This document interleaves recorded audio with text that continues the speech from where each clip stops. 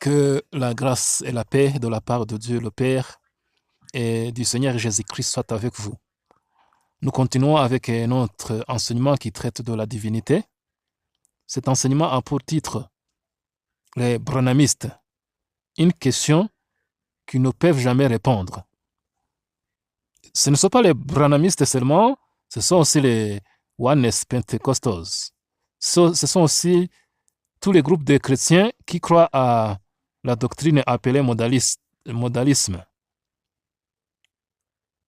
Donc, il faut que tu puisses savoir ce que signifie modalisme pour comprendre ce que je suis en train de dire si tu n'es pas branhamiste ou Oneness Pentecostal. Alors, quelle est cette question que les branhamistes ne peuvent pas répondre? C'est la question sur 1 Corinthiens, le chapitre 15, le verset 24 et verset 28. Je lis. Ensuite viendra la fin, quand il remettra le royaume à celui qui est Dieu et Père, après avoir détruit toute domination, toute autorité et toute puissance. Le verset 28. Et lorsque toutes choses lui auront été soumises, alors le Fils lui-même sera soumis à celui qui lui a soumis toutes choses, afin que Dieu soit tout dans tous. Comme vous l'attendez, nous lisons que à la fin des temps, le Fils va remettre le royaume au Père. Quand il va détruire toute dénomination, toute autorité, toute puissance, à la fin des temps, le Fils va remettre le royaume à celui qui est Dieu et Père.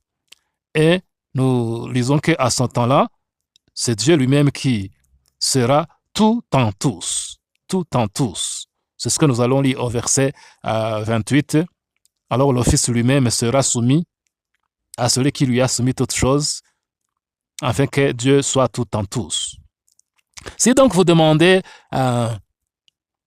aux branhamistes et autres modalistes d'expliquer ce verset, ils ne peuvent pas. Ils ne peuvent pas. Quand vous leur dites d'expliquer comment est-ce que le Fils va remettre le royaume au Père à la fin des temps, comment est-ce que le Fils va remettre le royaume au Père à la fin des temps, comment est-ce que le Fils va se soumettre à celui qui lui a soumis toutes choses à la fin des temps, les branhamistes ne peuvent pas répondre. Ils vont s'embrouiller et vont amener des dizaines de versets. Ils vont citer les versets. Ésaïe chapitre 9, verset 5. Jean chapitre 14, le verset 7 jusqu'au verset 9. Tous ces versets, mais ils ne vont pas répondre à la question posée. Donc, je vous répète que celui qui cite les dizaines de versets, il cite les dizaines de versets en esquivant la question posée. Celui-là, c'est un hypocrite. C'est quelqu'un qui n'est pas véridique dans son cœur. Celui qui est véridique, quand vous lui posez une question, il n'est pas capable de répondre. Il dit, je ne comprends pas la question, je vais bien lire le verset, je vais le méditer et je vais vous répondre. Il ne fait pas semblant de répondre en citant d'autres versets qui n'ont rien à faire avec la question posée. Ça, c'est l'hypocrisie. Mes amis, il ne faut pas être hypocrite. Dieu n'aime pas les hypocrites. Et les branhamistes sincères, les Oneness Pentecostals sincères, vous leur donnez ce verset, vous demandez comment est-ce que le Père, le Fils, va remettre le royaume au Père à la fin des temps. Comment est-ce que le Fils va se soumettre au Père à la fin des temps pour que le Père soit tout en tous? Ils ne peuvent pas expliquer ça. Pourquoi? Parce que les branhamistes et autres disent que le Fils, la forme Fils, la forme temporelle Fils, a existé seulement pendant 33 ans et demi. Que cette forme de Fils a existé depuis la naissance de l'homme Jésus jusqu'à l'ascension de l'homme Jésus. Que avant la naissance de l'homme Jésus, le Fils n'existait pas avec le Père. Que c'était seulement le Père. Que après que Jésus est monté au ciel, que le Fils n'existe pas avec le Père, que c'est le Père seulement qui existe. Que cette forme temporaire du Fils n'existe plus après l'ascension de Jésus-Christ au ciel.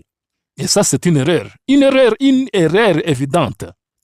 Parce que les Écritures nous montrent bien que le Fils a été engendré dès le commencement. Et que, quand il est retourné au ciel, il est avec le Père. Et c'est pourquoi, à la fin des temps, il va remettre le royaume au Père. Il ne peut pas remettre le royaume au Père s'il n'est pas là. Donc, la forme temporaire d'office n'est pas terminée avec la montée de Jésus-Christ au ciel. Et donc, j'aimerais dire franchement et ouvertement aux branhamistes qu'ils se trompent sur les temps. Ils se trompent sur les durées. Pour eux, la durée de la forme temporaire d'office a duré seulement pendant 33 ans et demi. Ce n'est pas vrai. Les branhamistes, vous avez raison sur un fait, que l'office, c'est la forme temporaire du Père. L'office, c'est la représentation temporaire du Père. L'office, c'est la manifestation temporaire du Père. L'office, c'est l'image temporaire du Père, oui. Mais quand est-ce que cette forme temporaire va durer? Ça n'a pas duré 33 ans et demi, non. Cette forme temporaire a commencé dès la création. Dès la création. Et ça va se terminer à la fin des temps. À la fin des temps. Quand nous disons que le ciel et la terre passeront. À ce moment-là, quand les cieux et la terre passeront, c'est à ce moment-là que cette forme temporaire du Fils va prendre fin. Et vous avez raison qu'il n'y a pas deux dieux. Non. Il y a un Dieu invisible, inaccessible, le Père, mais qui a pris une forme temporaire, qui est appelé Fils. Donc le Fils, c'est la représentation visible, c'est la manifestation visible, c'est l'image visible du Père invisible. Ce n'est pas un deuxième Dieu. C'est pourquoi quand nous lisons Hébreux, le chapitre 1er, lisons ce verset, quand ces choses vont arriver, c'est là où cette forme temporaire du Fils va achever son action. Hébreux chapitre 1er, le verset 10 jusqu'au verset 12. Et encore, toi Seigneur, tu as au commencement fondé la terre, et les cieux sont l'ouvrage de tes mains. Ils périront, mais tu subsistes. Ils vieilliront, tous comme un vêtement. Tu les rouleras comme un manteau, et ils seront changés. Mais toi, tu restes le même, et tes années ne finiront point. Donc, ici, c'est le Père qui parle au Fils, et il dit que le Fils, c'est lui au commencement qui a posé les fondements de la terre, et les cieux sont l'ouvrage de ses mains. Donc, il y a la terre et les cieux que le Fils a créés, qui sont les œuvres du main du Fils. Mais ces cieux, cette terre, ne vont pas rester éternellement. Non, ils vieilliront. Ils seront changés. Voyez-vous? C'est-à-dire que ces choses qui ont été créées dès le commencement, ce ne sont pas ces choses dans lesquelles nous allons vivre éternellement. Non, ce sont des choses temporelles. C'est pourquoi nous lisons dans 1 Corinthiens chapitre 2, le verset 9, que les choses que l'œil n'a pas vues, les choses que l'oreille n'a pas écoutées, c'est ça que Dieu a préparé pour ceux qui l'aiment. Les hommes qui aiment Dieu, les anges qui aiment Dieu. Nous allons vivre dans des autres nouvelles choses. Les choses que l'œil n'a jamais vues, les choses que l'oreille n'a jamais écoutées. Ce sont ces choses dans lesquelles nous allons vivre éternellement. Et ces choses dans lesquelles nous vivons aujourd'hui, ce sont les choses temporelles, s'il vous plaît. Alors, c'est pourquoi maintenant, au commencement de la création, Dieu a produit cette image, cette représentation, cette manifestation de lui-même appelée Fils. Et depuis le commencement jusqu'à la fin des temps, tout est dans les mains de ce Fils-là, de cette forme temporelle. Alors, quand nous allons entrer dans l'éternité, le Fils, c'est à ce moment-là qu'il va remettre le royaume au Père. C'est-à-dire que cette forme temporaire, cette représentation temporelle, cette manifestation temporelle, cette image temporelle va achever sa fonction à la fin des temps. À la fin des temps. Quand nous allons entrer dans l'éternité, cette forme temporaire, Dieu ne va plus l'utiliser. Je répète, quand nous allons entrer dans l'éternité, le Père ne va plus utiliser cette forme temporaire qu'il utilise aujourd'hui. C'est pourquoi, mes amis, celui qui ne connaît pas que le Fils, c'est la forme temporaire du Père.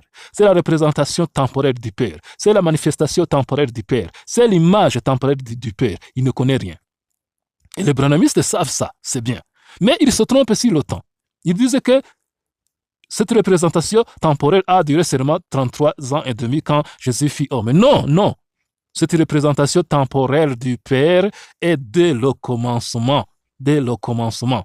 C'est pourquoi nous lisons dans 1 Jean chapitre 2, le verset 13, « Je vous écris Père, parce que vous avez connu celui qui est dès le commencement. » Vous avez connu celui qui est quand?